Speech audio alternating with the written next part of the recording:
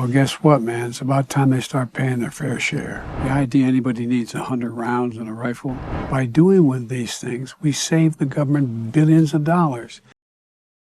Lots of clips to go over today. Biden recently sat down with a Spanish-leaning media organization. I believe it's called Televisa Univision. Sorry if I mispronounce or misspeak on it, where he was rather diligent in laying out the successes of his campaign, the reason to vote for him, and the differences between him and a Trump presidency, especially when you do exactly that, comparing him to the alternative, not the almighty, which is how I believe we all should be looking at this election now that we know who the nominees are. One has 91 charges, is a rapist and a fraudster, and the other one is Joe Biden. So let's jump right into it, starting with gun control. Along with Dianne Feinstein, passed the first limitation on assault weapons and the number of bullets that could be in a rifle. The idea anybody needs 100 rounds in a rifle and an AR-15.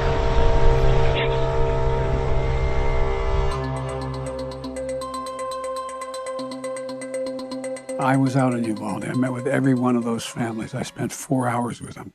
I looked at the pain in their faces. I saw what they felt. I could feel it.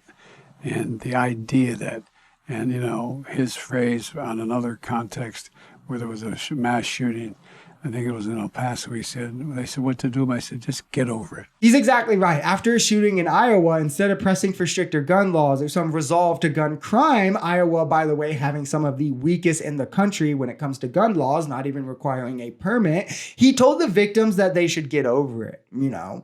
More gun violence is going to happen. Trump's not going to do anything about it before also then pledging to the NRA. No one's going to touch your guns. No one's going to change the gun laws. You see who's in his pocket and who his concern goes with. One person, they've got to get over it. But the gun company who's making billions and doesn't want gun laws that might force them to only make hundreds of millions, they don't have to get over it. Trump will make sure they're okay. But Biden, on the other hand, has already signed bipartisan common sense gun laws, making these sorts of common sense laws federally mandated, though obviously falling short of the measures that he still promises to build upon, that Democrats want, that I definitely would like to see, obviously, as we haven't had a 60-seat supermajority in the Senate to pass these things, where Trump, however, would instantly undo all of it. I just can't fathom the things that Donald Trump says and believes about, but he'll stand in Mar-a-Lago and say to his friends, I know you're all wealthy, I know 20 of you guys are worth a hell of a lot of money, we're going to make sure we get you a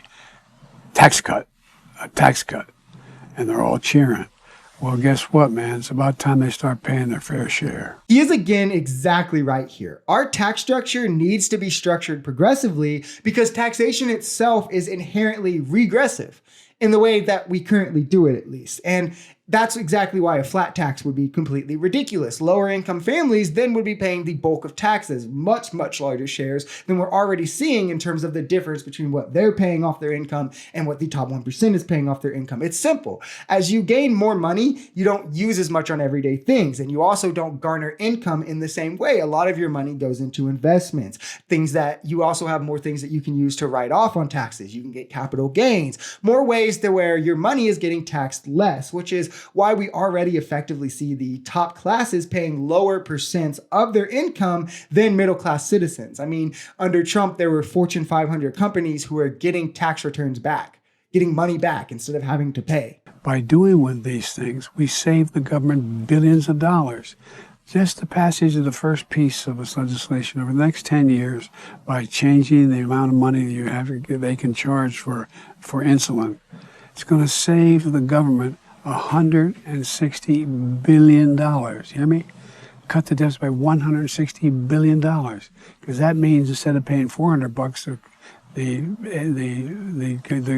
government's paying the drug company $35. And this is something that's already seen in practically every other developed country in the world. Why? Because of single-payer healthcare. I do long-form breakdowns of healthcare from time to time. So more briefly in this video, the fact that we have multiple payers, or insurance companies who go to Big Pharma to purchase the medicine, they then are giving Big Pharma a monopoly, as Big Pharma is the only seller. They have great demand for their product as medicine is a necessity, so they can keep pushing the floor up of what they're going to charge higher and higher as they'll sell it to whatever bidder will take the price. The bidders practically have to take the price. There's not another buyer. Companies then are forced to pay, and as our insurance is set up privately for profit motives, that's exactly what these companies want, profit. So they then too raise the prices on their medicines for you so they can keep the same profit margins. The way to counter this is to create a monopsony where there is only one buyer, thus the buyer controls the market and can push the price lower and lower and lower, because if the seller doesn't meet that, nobody is going to buy it, and it's a total loss, giving governments in countries that do this the ultimate bargaining power, and is why you see them paying fractions of what we pay for the exact same drugs. Now, Biden will never go single payer healthcare. He was part of the administration that created Obamacare, which was a step in the right direction in terms of allowing public options for older people and the more people who need the care more, right? But he will never go single payer. But passing legislation that will allow the government to negotiate on insulin prices in this exact way, thus driving the prices down, again, is a step in the right direction. So then, and is also politically feasible at the moment. So it's something we should be supporting. With lefties, a lot of the time, I feel like they'll be like, oh, it's not Medicare for all. Oh, it's not single payer, so we can't support this. But like he said, it also saves the government money as well. It's a step in the right direction. It's saving taxpayer dollars. This is something anyone who thinks that healthcare should be more accessible, that medicine should be cheaper, should support, regardless of whose name's on it. That's why I also put in $14 billion in Spanish-speaking institutions of higher education. And the reason for that is I did that same with the African Americans community, so, HBCUs, two separate funds. But here's the deal. Think about this. Every student who graduates from high school going to community college or college, whether they're Latino, Asian American, whatever, they have the same capacity as white students. But guess what? The universities don't have these large funds. And guess what? All the jobs of the future, what are they? They're high-tech jobs. They don't have laboratories to be trained in. So it's overwhelmingly the interest not only of the community, but the country to grow the capacity for these students to be able to learn. To Trump's credit, when he was president, he had record investment into HBCUs, though it wasn't a very high hurdle to clear up to that point. Well, Biden came in and out-invested him in that regard while also investing in the Hispanic community, something Trump neglected to do because, well, of course he did, hating immigrants and all, despite the fact that Spanish-speaking Americans, Mexicans, foreigners of any kind are making up larger and larger parts of our workforce, of which we should prefer our workforce to be highly skilled, highly trained, more intelligent, etc. So this is not only another major win for Biden, but for America, for the economy moving forward. And it only further highlights the mentality, the way, the ability to look to the future, and the other staunch differences between Biden and the failed former president. If you enjoyed this video, we're Social Society. We're a commentary channel influenced by politics, society, and the economy. We are pretty left-leaning on this channel, but we're open to our right-wingers as well. The biggest thing here is having conversations that get everyone to the bottom of the truth.